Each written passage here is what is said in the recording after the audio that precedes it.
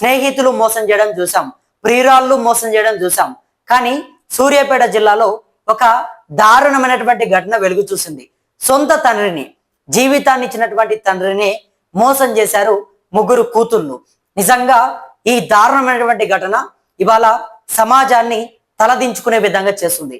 భూమి కోసం, ఆస్తుల కోసం తల్లి తండ్రి ఇద్దరు కూడా చదువుకోలేదు కాబట్టి, వాళ్ళిద్దరికి ఏమీ తెలియదు కాబట్టి కూతుళ్ళు ఏది చెబితే అది గుడ్డిగా నమ్ముతారు అనేటటువంటి ఒక దాన్ని ఆసరగా చేసుకొని ముగ్గురు కూతుళ్ళు వాళ్ళ ముగ్గురు భర్తలు కలిసి పూర్తిగా కూడా ఒక పక్కా ప్లాన్ వేసుకొని ఏదైతే ఆ వృద్ధ దంపతులకు ఉన్నటువంటి భూమిని మొత్తం కూడా వాళ్ళ పేరు పైన, ఆ ముగ్గురు కూతుళ్ళ పైన రిజిస్ట్రేషన్ చేయించుకున్నారు.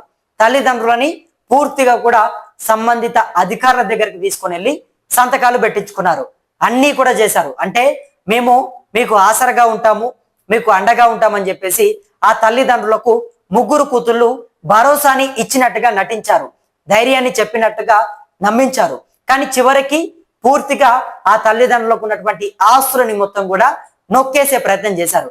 చివరగా దీన్ని గ్రహించినటువంటి ఆ వృద్ధ దంపతులు కలెక్టరేట్ దగ్గరికి వెళ్ళి కలెక్టర్ని సంప్రదించి కన్నీరు మున్నీరయ్యారు. మాకున్నటువంటి ఏకైక భూమిని కూడా మా కూతుళ్ళు లాగేసుకున్నారు, దయచేసి మా భూమిని మాకు ఇవ్వండి, మా భూమిని మా పేరు పైన తిరిగి పట్టా చేయండి అంటూ వాళ్ళు కన్నీరు మున్నీరైతున్నటువంటి పరిస్థితి. మరి సమాజంలో మనం చూస్తూ ఉంటాం, చాలా మంది స్నేహితులు మోసం చేస్తూ ఉంటారు, ప్రియురాళ్ళు మోసం చేస్తుంటారు. కానీ ఇక్కడ నిజంగా కూతుళ్ళే మోసం చేశారు. సో మొత్తం కూడా దీనికి సంబంధించి మాట్లాడదాం. అంతకంటే ముందుగా ప్రతి ఒక్కరు కూడా మన ఛానల్ని కింద ఉన్నటువంటి సబ్స్క్రైబ్ బటన్ని నొక్కి అందరూ కూడా సబ్స్క్రైబ్ చేసుకోండి. ఇక కన్న కూతుళ్ళే కలయుగ రక్కసులుగా మారితే వృద్ధాప్యంలో ఆసరగా ఉంటారని నమ్మిన తండ్రిని నట్టేట ముంచితే ఆ కన్న ప్రేమ ఎటుపోవాలి, సమాజం ఎటువైపు వెళ్తుంది? నిజంగా ఈరోజు మన సమాజంలో మానవత్వానికే మచ్చ తెచ్చేలా కన్న కూతుళ్ళే తండ్రిని మోసం చేసిన ఒక గుండె తరుక్కుపోయే ఉదంతం సూర్యాపేట జిల్లాలో వెలుగు చూసింది. చదువుకొని వృద్ధ తండ్రిని మభ్యపెట్టి వృద్ధాప్యంలో మేమున్నామని నమ్మించి అండగా ఉంటామని చెప్పి ఆఖరికి బతకడానికి ఆధారమైన వ్యవసాయ భూమిని ఆ ముగ్గురు కూతుళ్ళు తమ పేర్ల మీద రిజిస్ట్రేషన్ చేయించుకున్నారు. ఆఖరికి ఆ మోసం తెలిసిన ఆ వృద్ధ దంపతులు కన్నీరు మున్నీరవుతున్నారు. ఇక పూర్తి వివరాల్లోకి వెళితే సూర్యాపేట జిల్లా ఆత్మకూర్ ఎస్ మండలం మెడతనపల్లి గ్రామానికి చెందిన ఏనిగా ఎల్లారెడ్డి అనే వృద్ధుడు ఉన్నాడు. ఇక ఆయన ఏమాత్రం కూడా చదువుకోలేదు, నిరక్షరాస్యుడు. ఆయనకు లింగంపల్లి రెవెన్యూ శివారులోని సర్వే నంబర్ 171లో ఖాతా నంబర్ 293తో కూడిన వ్యవసాయ భూమి ఉంది. వృద్ధాప్యంలో ఆ భూమే ఆయనకు ఏకైక ఆధారం. దాని ద్వారానే ఆ దంపతులు జీవితంలో ముందుకెళ్తున్నారు, బతుకుతున్నారు. కానీ ఆ భూమిపై కన్న కూతుళ్ళ కన్నుబడింది. ఆ వృద్ధుడికి ముగ్గురు కూతుళ్ళు, పాశం లక్ష్మమ్మ, చిదుముల్ల మల్లేశ్వరి, కుంట్ల సునీత. వృద్ధాప్యంలో ఉన్న తండ్రికి రక్షణ కల్పిస్తామని, బాగా చూసుకుంటామని నమ్మబలికారు. కూతుళ్లే కదా అని ఆ తండ్రి నమ్మాడు. తమ భర్తలతో కలిసి ఆ వృద్ధుడిని నూతనకల్ తహసీల్దార్ కార్యాలయానికి తీసుకెళ్లారు. అక్కడ ఆ చదువుకోని తండ్రికి అసలు విషయం చెప్పకుండా, తెలియకుండానే సంతకాలు చేయించుకొని ఆ వ్యవసాయ భూమిని అక్రమంగా తమ పేర్ల మీద మార్పిడి అంటే రిజిస్ట్రేషన్ చేయించుకున్నారు. మొత్తం కూడా కన్న కూతుళ్లే కదా, వాళ్ళు ఏదైనా సరే మంచికే చేస్తారని చెప్పేసి ఆ తండ్రి వాళ్ళు ఎక్కడ చెబితే అక్కడ సంతకాలు పెట్టాడు. కూతుళ్ళని నమ్మాడు. కూతుళ్ళని నమ్మినటువంటి ఆ తండ్రి చివరికి మోసం పోయాడు. తమ కన్న కూతుర్లే తమని పూర్తిగా కూడా ఇంత దారుణంగా మోసం చేశారని తెలిసినప్పటి నుంచి ఆ వృద్ధ దంపతులు తట్టుకోలేకపోతున్నారు. మానసిక వేదనతో, తీవ్రమైన గుండె కోతతో వారు అనారోగ్యం బారిన పడ్డారు. వృద్ధాప్యంలో బతకడానికి ఉన్న ఏకైక ఆధారాన్ని లాగేసుకుంటే ఇప్పుడు ఎటు వెళ్లాలో తెలియనటువంటి పరిస్థితి. కేవలం ఉన్నటువంటి ఒకే ఒక్క భూమి, వాళ్ళ జీవితంలో వాళ్ళకు ఏదైనా ఆస్తి ఉందంటే అది ఆ భూమి ఒకటే. ఆ భూమిలోనే వాళ్ళు కష్టపడి జీవితాన్ని ముందుకు తీసుకెళ్తున్నారు. ఆ భూమిలోనే కష్టపడి ఇంట్లోకి ఎంతో కొంత సరుకులు తెచ్చుకుంటున్నారు. అటువంటి వాళ్ళకున్నటువంటి ఏకైక భూమిని కూడా ఆ కూతుళ్ళు లాగేసుకోవడంతో ఆ వృద్ధ దంపతులు మొత్తం కూడా కన్నీళ్లు పెడుతున్నటువంటి పరిస్థితి.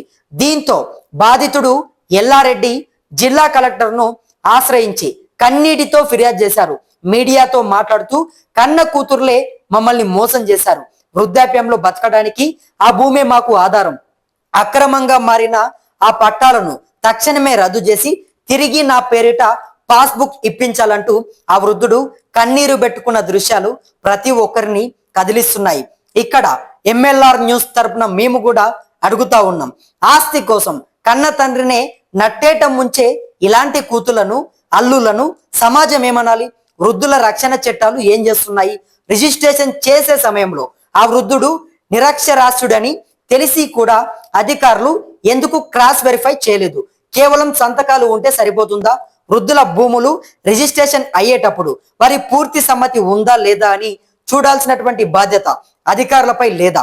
అధికారులు అసలు ఏం చేస్తున్నారు, ఏం చూస్తున్నారు, ఎలా రిజిస్ట్రేషన్ చేస్తున్నారు? ఎందుకంటే వృద్ధులందరికీ కూడా కొంత అవగాహన లేకపోవడం కావచ్చు, కొడుకుల పైన బిడ్డల పైన ప్రేమ ఉండడం కావచ్చు. దాంతో కొడుకులు బిడ్డలు దాన్నే ఆసరగా చేసుకొని తల్లిదండ్రుల ప్రేమని మొత్తం వాళ్ళని నమ్మించి వాళ్ళకు ఏదో ఒక తప్పుడు సమాచారాన్ని చెప్పి తప్పుడు మాటలని చెప్పి అక్కడికి తీసుకొని వచ్చి సంతకాలు పెట్టిస్తున్నారు. కానీ అధికారులు దీన్ని అక్కడే కాస్త జాగ్రత్తగా చూడాలి. ఎందుకంటే ఆ వృద్ధులకు పూర్తిగా కూడా ఏం తెలీదు. ఆ బిడ్డలు ఏదో మాయమాటలు చెప్పి సంతకాలు పెట్టిస్తుంటారు. కాబట్టి అధికారులు కొంత రీవెరిఫై చేసుకోవాలని చెప్పి మేము చెప్తా ఉన్నాం. అదేవిధంగా స్థానికులు సైతం వృద్ధుల సంరక్షణ చట్టం ప్రకారం ఈ ఘటనపై సమగ్ర విచారణ జరిపి ఆ వృద్ధ దంపతులకు న్యాయం చేయాలని డిమాండ్ చేస్తున్నారు. జిల్లా కలెక్టరు, రెవెన్యూ అధికారులు తక్షణమే స్పందించి ఆ అక్రమ పట్టాలను రద్దు చేయాలంటూ కూడా డిమాండ్ చేస్తున్నారు. కన్న తండ్రిని మోసం చేసినటువంటి ఇలాంటి కూతుళ్లకు కఠినమైనటువంటి బుద్ధి రావాలి, ఆ వృద్ధుడికి న్యాయం జరగాలంటూ కూడా ప్రజలందరూ చెప్తున్నారు. ఈ వీడియోను చూస్తున్నటువంటి ప్రతి ఒక్కరు కూడా మరి మీరేమనుకుంటున్నారు? ఎందుకంటే సమాజంలో నిజంగా కన్న తండ్రి నిజంగా వేరే వాళ్ళు అంటే మనం చూస్తూ ఉంటాం, ప్రియురాలు మోసం చేసినటువంటి వార్తలు చూసాము. అదేవిధంగా స్నేహితులు కొట్టుకొని విడిపోయినటువంటి వార్తలు చూసాము. కానీ ఇక్కడ అంటే చాలా ఆశ్చర్యం అనిపిస్తూ ఉంది. జీవితాన్ని ఇచ్చినటువంటి తండ్రి, జన్మనిచ్చినటువంటి తండ్రిని సైతం ముగ్గురు కూతుళ్ళు కేవలం భూమి కోసం, ఆస్తి కోసం కక్కుర్తిబడి ముగ్గురు కూతుళ్ళు అలా ముగ్గురు భర్తలతో కలిసి ఆ తల్లిదండ్రులు ఇద్దరిని కూడా మోసం చేశారు. నిజంగా వాళ్ళకు ఉన్నటువంటి ఏకైక ఆధారం వాళ్ళు కష్టపడి పని చేసేటటువంటి భూమి. ఆ భూమిని మొత్తం కూడా ఆ ముగ్గురు కూతుళ్ళు అమ్మా నాన్న మిమ్మల్ని బాగా చూసుకుంటాము, మీకు ఎక్కడ కూడా కష్టం రాకుండా చూసుకుంటాము, మీకు ఏ ఇబ్బంది తలెత్తకుండా మేము అన్ని కూడా దగ్గరుండి మిమ్మల్ని జాగ్రత్తగా చూసుకుంటామని చెప్పి అనేక మాయమాటలు చెప్పారు. ఈ మాయమాటలకు పూర్తిగా కూడా నమ్మినటువంటి ఆ వృద్ధులని చివరకు వాళ్ళ ఆస్తులని మొత్తం కూడా ఆ ముగ్గురు కూతుళ్ళు స్వాధీనం చేసుకున్నారు. ఇక ఏమీ తెలియక, చదువు పైన అవగాహన లేకపోవడం, పూర్తిగా కూడా ఈ ఆఫీసుల దగ్గర ఎటువంటి అవగాహన లేకపోవడం, అదేవిధంగా కూతుళ్ళు చెప్పినటువంటి మాటలను నమ్మడం, ఇవి మొత్తం కూడా ఆ వృద్ధులకు ఉన్నటువంటి ఆస్తిని ఆ కూతుళ్ళ పేరు పైన చేర్చినాయి. మరి అధికారులు ఏం చేస్తున్నారు? అధికారులైనా 1-2 సార్లు ఆలోచన చేయాలంటూ కూడా చాలా మంది చెప్తున్నారు.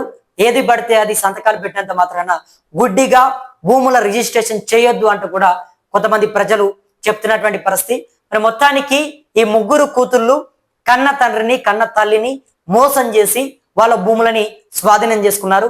మరి ఎప్పటికైనా తల్లిదండ్రుల ఆస్తులు పిల్లలకే వస్తాయి. కానీ కొంతమంది ఆస్తుల కోసం తల్లిదండ్రులని చంపడం, తల్లిదండ్రులని ఇబ్బందులు పెట్టడం, తల్లిదండ్రులని బయట ఎక్కడికో తీసుకొని వెళ్ళి జైన్ చేయించడం, ఇంట్లో నుంచి వెళ్ళగొట్టడం, ఈ రకంగా చేస్తున్నారు. కానీ ఆస్తి ముఖ్యమా, తల్లిదండ్రులు ముఖ్యమా? ఒకసారి మీరు సమాధానం చెప్పండి. ఆస్తులు ఈరోజు ఉంటాయి, రేపు పోతాయి.